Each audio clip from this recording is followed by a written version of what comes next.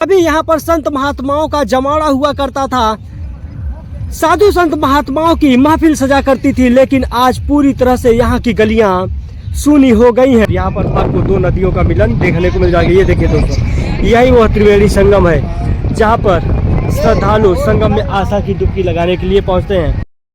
तो नमस्कार दोस्तों, मैं रमेश पटेल। आज हम एक बार पुनः प्रयागराज में हैं और प्रयागराज से आज आप लोगों को महाकुंभ का समापन होने के बाद क्या कुछ तस्वीर यहाँ की है उसे हम दिखाने का काम करेंगे।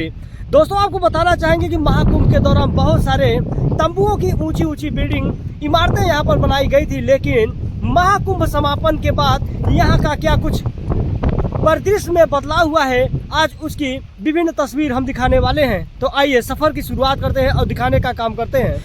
तस्वीरों में देख पा रहे होंगे, यह वही शहर है, यह वही गलियां हैं जहां पर 45 दिनों तक भक्ति साधना आराधना की बयार बहा करती थी। सुबह से लेकर शाम तक ढोल नगाड़ा घंट घड़ियाल की शोर सुनाई दिया करती थी, लेकिन आज इस नए शहर पूरी तरह से वीरान हो चुका है।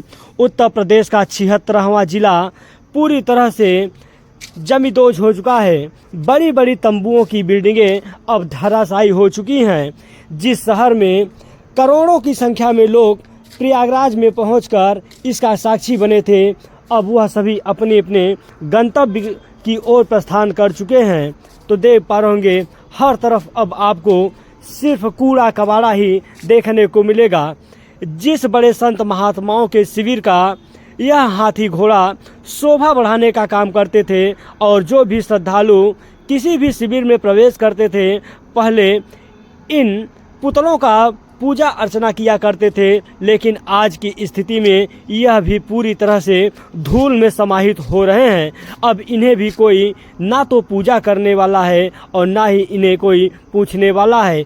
पूरी तरह से वीरान हो चुकी यहाँ की गलियाँ, यहाँ की हवा, यहाँ की मिट्टी भी अब वह दिन याद कर रही हैं जब महाकुंभ के दौरान करोड़ों की संख्या में लोग प्रयागराज के इस रेती पर हुआ करते थे।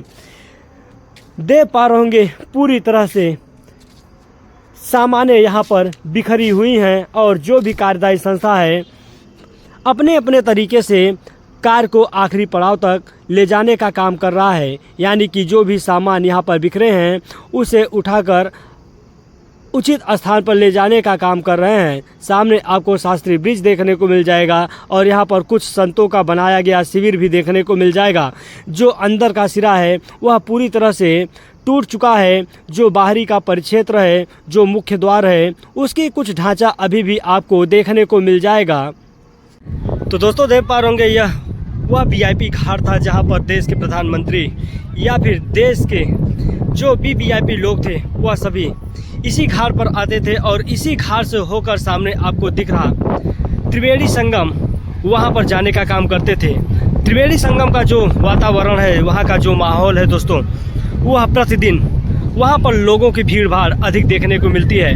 अगर हम शनिवार और मंगलवार की बात करें तो शनिवार और मंगलवार के दिन त्रिवेणी संगम पर लोगों की भीड़, स्थानीय लोगों की अधिक भीड़ देखने को मिलती है।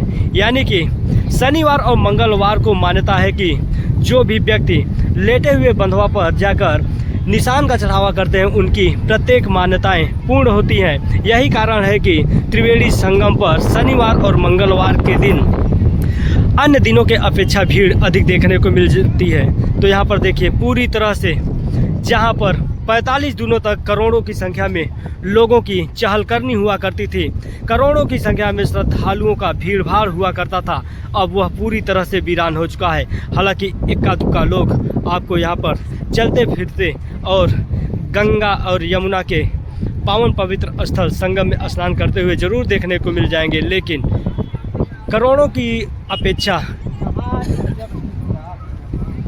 जो श्रद्धालुओं की यहाँ पर भीड़ है वह न के बराबर है। तो देख पा रहे होंगे, जिस प्रकार से शादी विवाह खत्म होने के बाद एक बार घर में वीरान हो जाता है, उसी प्रकार से प्रयागराज के त्रिवेणी संगम पूरी तरह से वीरान हो चुका है। पा रहे होंगे, यहाँ पर महाकुंभ को लेकर अरैल संगम परिक्षेत्र में बनाई गई सबसे बड़ी घाट को आप इन तस्वीरों में देख पा रहे होंगे, कितनी भव्य और दिव्य तरीके से इस घाट को बनाया गया है। हालांकि इस घाट का जो कार्य है वह आज भी आपको अधूरा देखने को मिल जाएगा। यहाँ पर देखिए अभी अर्धनिर्मित है, लेकिन उसका कार्य भी कार्यदायी संस्था के द्वारा किया जा रहा है। यानी कि महाकुंभ से आयोजन से पहले प्रयागराज में काफ़ी दिनों तक बाढ़ थी, जिसकी वजह से जो कार्यदायी संस्थाएं थी उन्हें अपने कार्य को आखिरी पड़ाव तक ले जाने में भी काफ़ी दिक्कत हुई थी।